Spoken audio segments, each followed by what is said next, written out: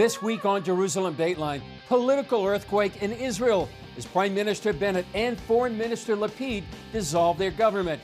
And the Iranian-Israeli covert war comes out of the shadows. And the story of one Ukrainian refugee family who prayed and saw God answer. All this and more this week on Jerusalem Dateline.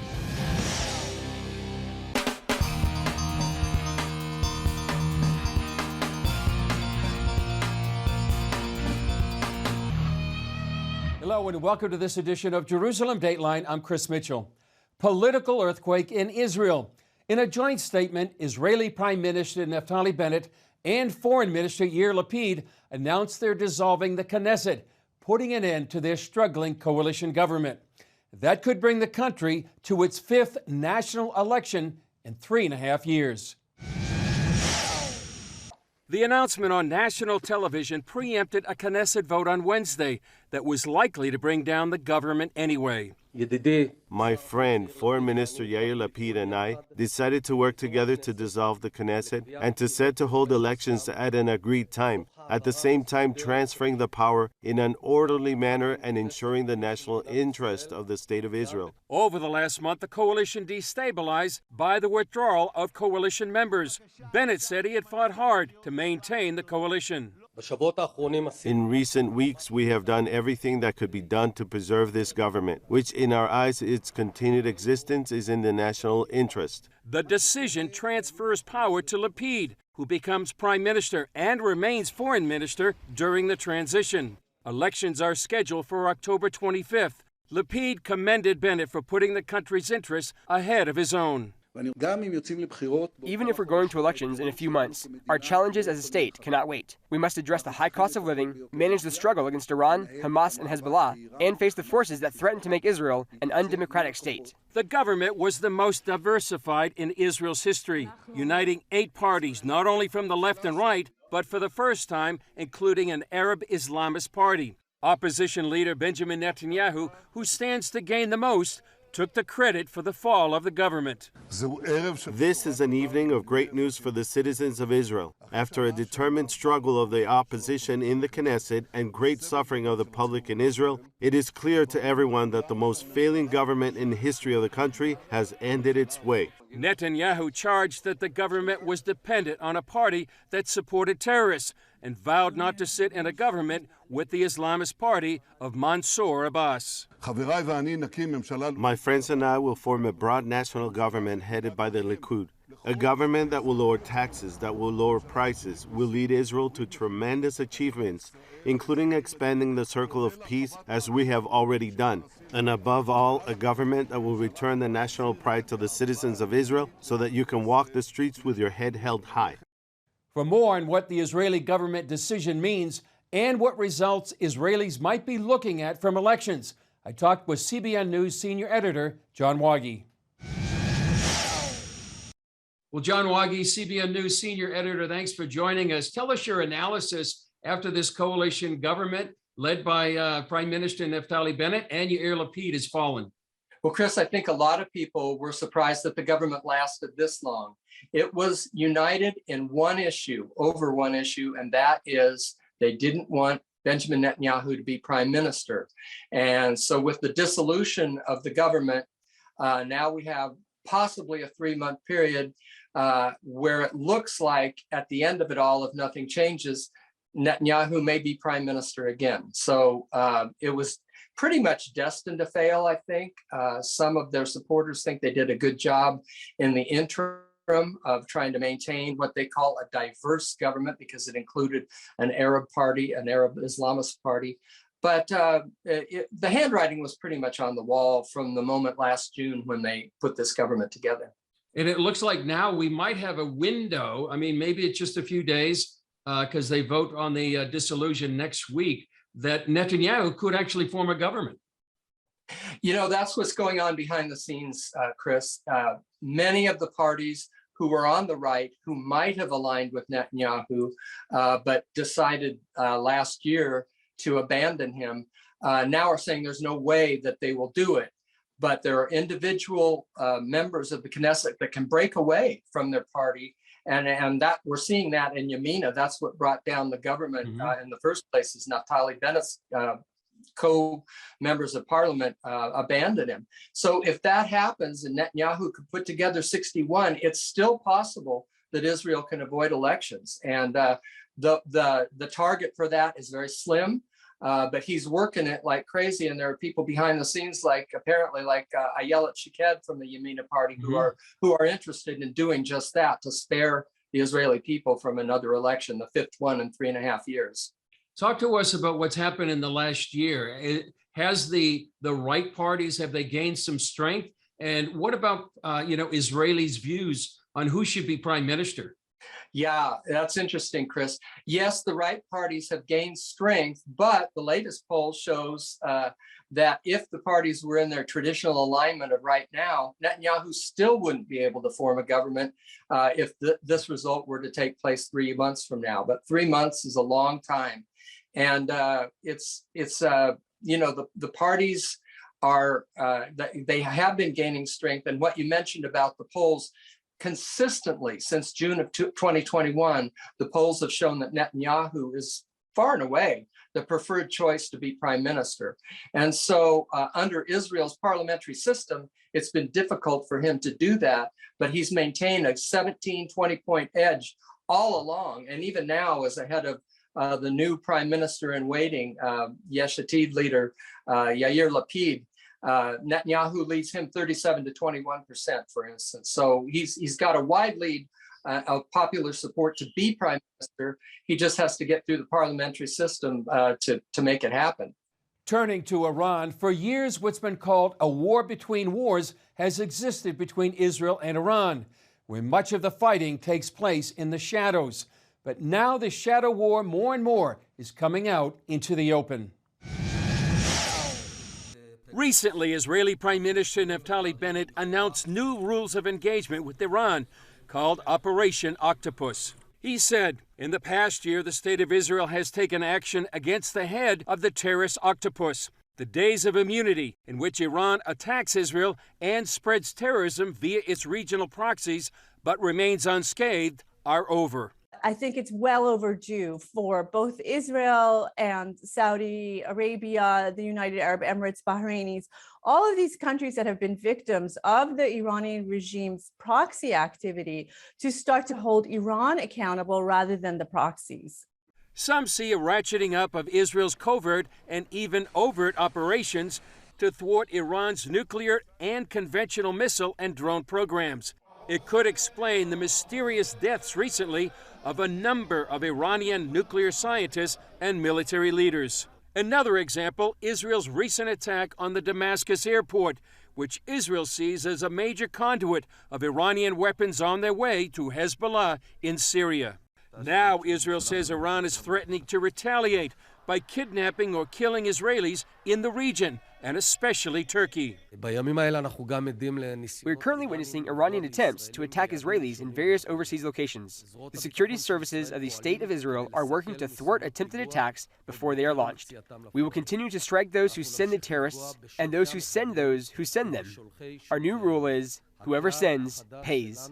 Israel's Defense Minister Benny Gantz announced a regional cooperative Middle East air defense led by the U.S. It can help with anything related to Iran's attempts to attack countries of the region using rockets, missiles, cruise missiles, and UAVs. This program is already operative and has already thwarted Iranian attempts that I spoke about on other occasions, both here and in the Middle East in general. With the collapse of the Israeli government, Middle East expert Eli Konim says Israel is entering a dangerous season.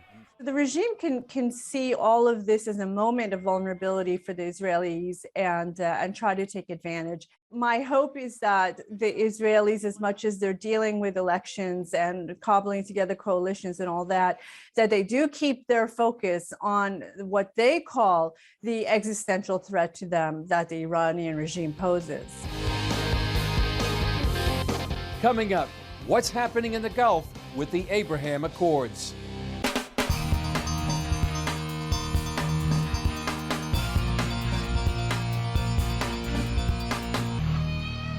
It's been nearly 2 years since Israel, the UAE, and Bahrain signed the Abraham Accords.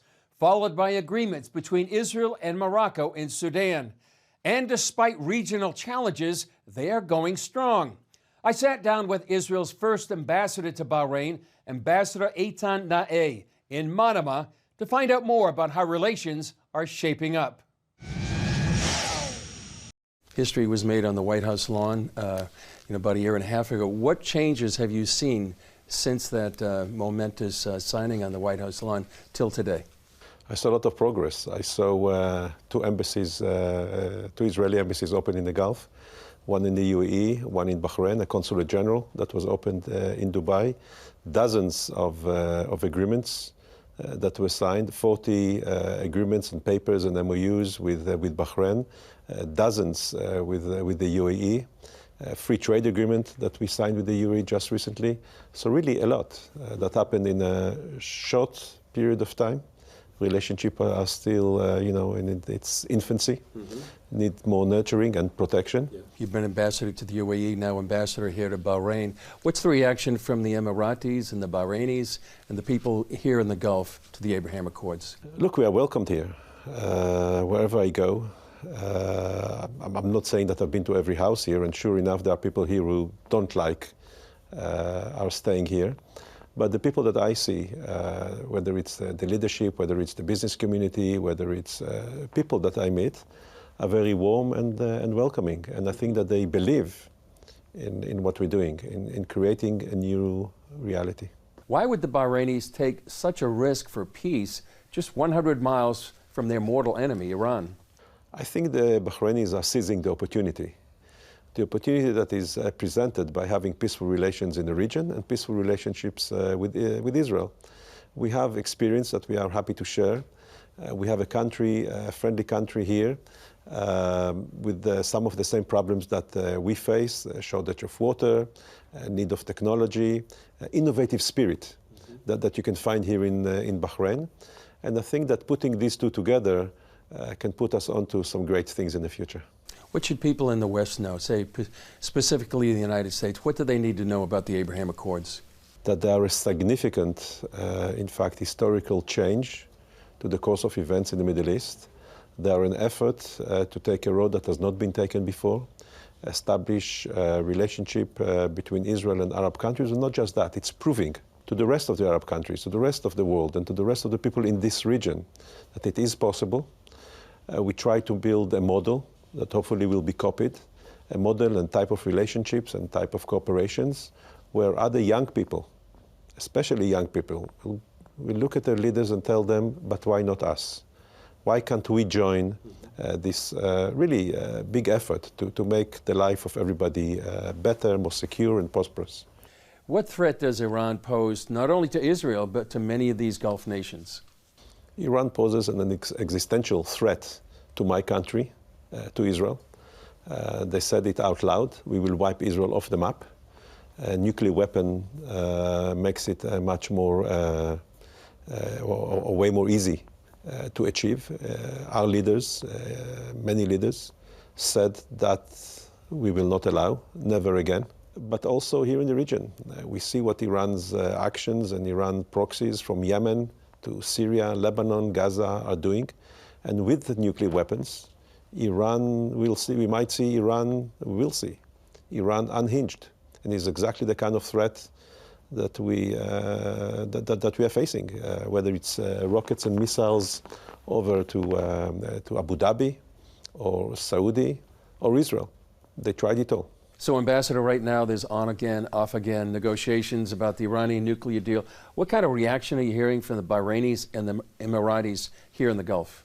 We hear from them exactly what we say. I think that the threat and the threat perception, the threat levels are pretty identical by those who live in this region, by those who experience the kind of behavior that Iran got infamous for. And the threat, the concern is real. We all know that the mother of all problems in the Middle East is Iran. What role does media play in the Abraham Accords, and what's reported here from the region? The role of the media is to really show the truth uncut, to show the truth, to give the full picture, and to explain to people what we're trying to do here. And that is an immensely important thing to do. People need to see the whole truth, not just parts of it. Up next, could a trip to Israel increase biblical literacy among the youth? Some say yes.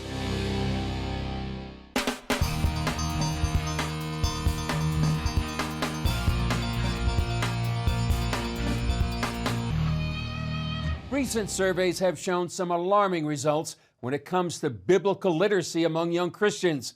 But some say a trip to Israel could help firm up their faith. CBN Middle East correspondent Julie Stahl spoke with Scott Phillips, CEO of Passages, an organization dedicated to bringing Christian students to the Holy Land.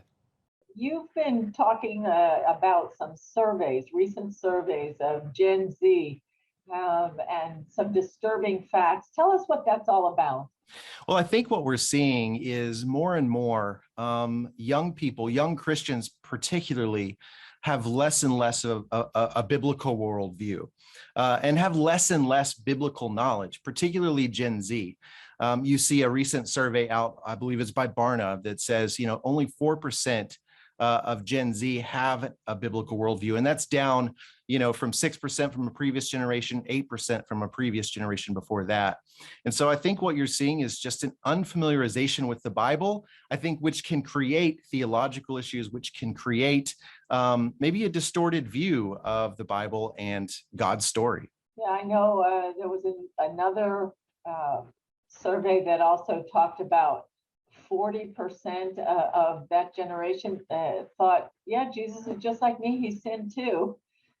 What do you think is behind all this lack of knowledge of the Bible? Well, and that's a great question. And I think that particular, my theory on why people may have think Jesus sinned is because they have a lack of Bible knowledge. They have a lack of the story of the Bible. They have a lack of the understanding of why Jesus would even come, that he had to be sinless in order to be the sacrifice for our sins, which Christianity is built on. But I think a lot of that comes from a lack of knowing the Bible and knowing its full story. So what do you think we could do about that? Well, that's also a good question. I think that, this generation, it's a wonderful generation. I mean, there's so much promise, so much potential, so much calling. And I think that this generation, they want authenticity and they want to touch, they want to feel, they want something tangible. And of course, sometimes faith can't be tangible, but we do have a place called Israel. We have a place called the Holy Land. And we know that these are the places where many stories in the Bible took place, where many of these characters that we've read about, many of these stories, God's ultimate redemptive story unfolded mostly in the land of Israel. And so I think for them to be able to go there, to touch it, to feel it, to put it with the stories of the Bible, and also have someone help them along and show them, okay, Abraham, the patriarchs, Abraham, Isaac, Jacob, the kings, the prophets, ultimately point to Jesus.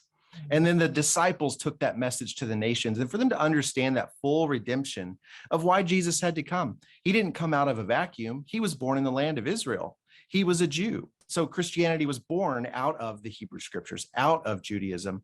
And that's important to understand why he even came and why he had to die on the cross, why he had to be a sacrifice for our sins. And so I think if they can come see it and put the stories together in the ultimate redemptive narrative, touch, feel it, and know that it's a tangible thing, that it was real. We hear that time and time again with our students. So anything you'd like to add, Scott? If we can just get more and more next generation Christian leaders over to the land where their faith was born so they can just encounter their spiritual heritage and get in touch with those deep roots, I think we're going to have a firmly rooted next generation of Christian leaders. And so, anybody that wants to learn more about Passages, support Passages, apply for a Passages trip can go to our website, passagesisrael.org. Still ahead, the story of one Ukrainian refugee family helped by Christians in Poland.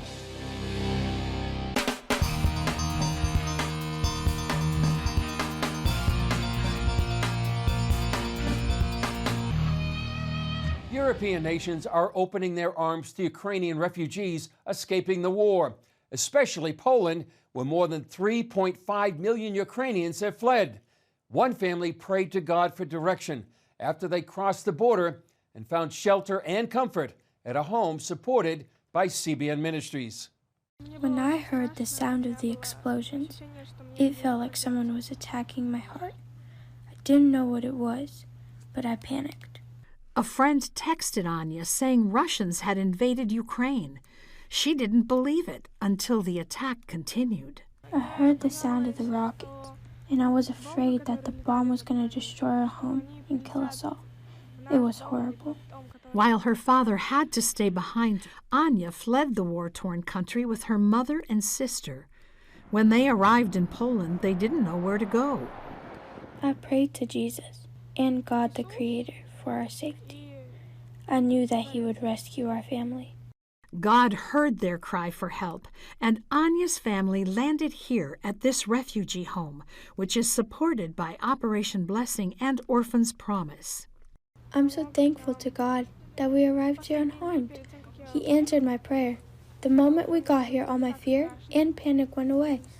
I'm so grateful for the people of God who have helped us. Operation Blessing and Orphans Promise are sheltering many Ukrainian families, just like Anya's, at this refugee home. From traumatized children to heartbroken parents and grandparents, everyone is being supported and loved here. Praise God we're safe here, and we have food and other things we need here.